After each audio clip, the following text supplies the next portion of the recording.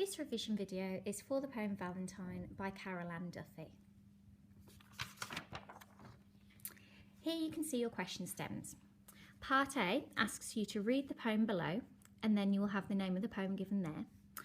In this poem, and then you'll have the poet's name, explores ideas about, and then a theme.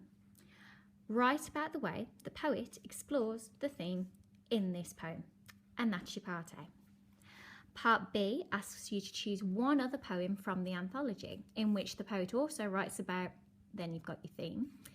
Compare the presentation of that theme in your chosen poem to the presentation of the same theme in the poem named in Part A.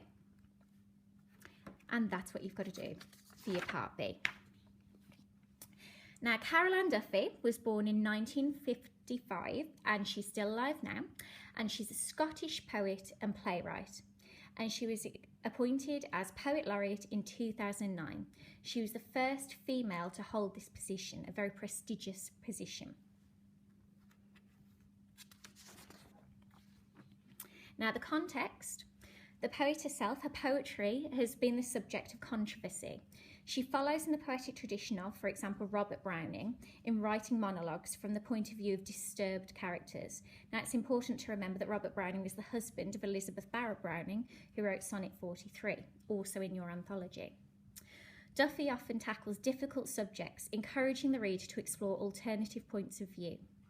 Duffy's poetry is often feminist in its themes and approach. Now, our poem Valentine describes a gift for a lover such as you would give on Valentine's Day. It's an unusual present, an onion.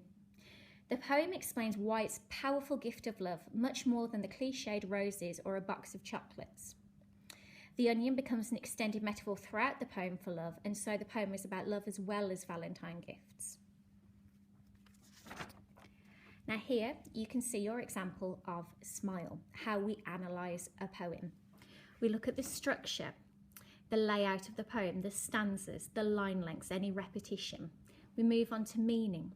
What is the poem trying to tell us as a reader?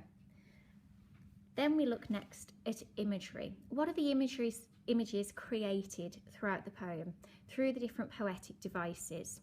And that's where we start to analyse our language. And we finish on the effect on us as a reader.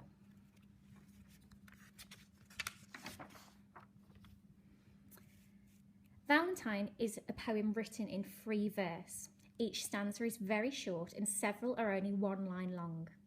This form echoes the form of an onion itself, with many layers that go through to make it up. The poem is a first-person narrative in the form of a direct address to you. We don't know who the you is, but perhaps as it's the kind of person who would normally receive a cute card, we can assume that it is a woman.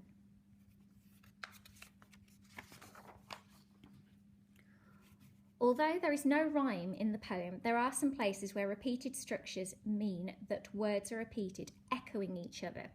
This represents both their ongoing love and the layers of the onion. We see our first example in front of you. It is a moon wrapped in brown paper. So we have the symbolism of the onion, where we have brown paper to refer to the skin and moon to be the romantic, affectionate image within the brown paper. We see this metaphor of the onion being wrapped in brown paper to describe it as a gift, this concept of being wrapped, linking back to the idea of giving a gift. Now, Valentine begins with a mixture of grand romantic imagery, the metaphor of the moon and the everyday brown paper that the moon is wrapped in. The very first stanza of the poem dismisses the cliched normal gifts of love, indicating that this will be a different kind of Valentine, a unique gift, suggesting that their love itself is unique.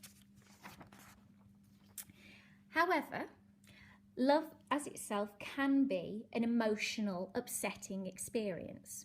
And we see this reflected in the poem. It will blind you with tears like a lover. Now immediately we can see there the simile usage of like a lover. This idea that their love and the onion will blind the receiver of the gift with tears like a lover can do. So showing the brutal honesty of a relationship. It's not always hearts and flowers or a cute card. It can make you unhappy and it can make you sad.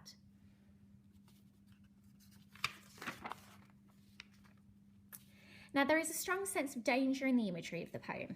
The onion will, as we've said, blind you with tears, which is a comparison using a simile to what the lover will do. And even in affection, there is a sense of danger in its fierce kiss.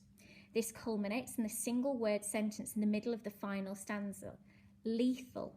This is emphasised by the fact that the final word of the poem is knife. There is a sense that love can be dangerous, perhaps in its possessiveness. Now here we see the two examples in the poem where Duffy has rejected the traditional images of love. So she rejects traditions of the cute card and kissogram, where we have the alliterative sense on the k sound, drawing attention to the fact that it is not usual and not an expected form of love. And we see the alliteration again on red rose. Now, obviously, this creates imagery for us as readers because it is a very simple, literal image of red rose or a satin heart. These are things that we ourselves can easily picture. However, Duffy negates these images and tells us not to think of them anymore, and instead focuses on the extended metaphor of the onion. The narrator of the poem dismisses cliched ideas of love with the two single-line stanzas that begin with the word not, as we have seen. There is an attitude in the poem that normal Valentines are not as honest as this one, again further suggesting that their love and their relationship is unique.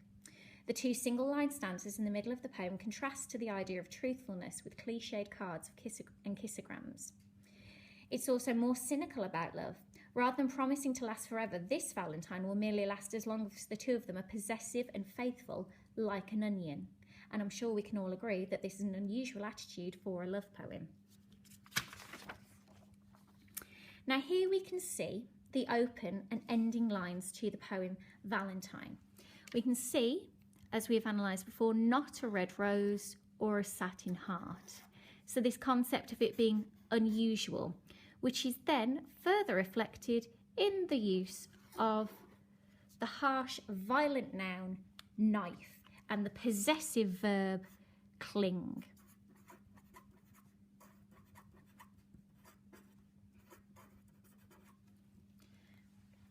And there we can see Duffy rejecting the traditional ideas associated with love poetry.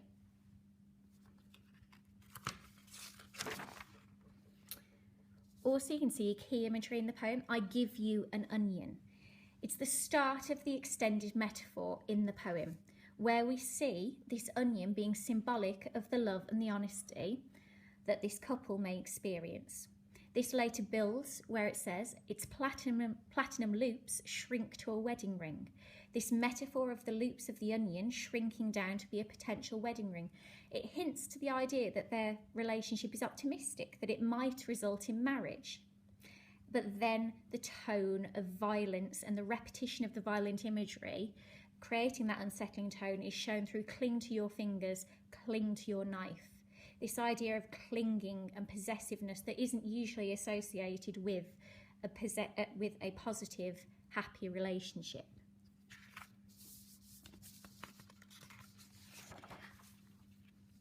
Evidently, our main themes are love and relationships.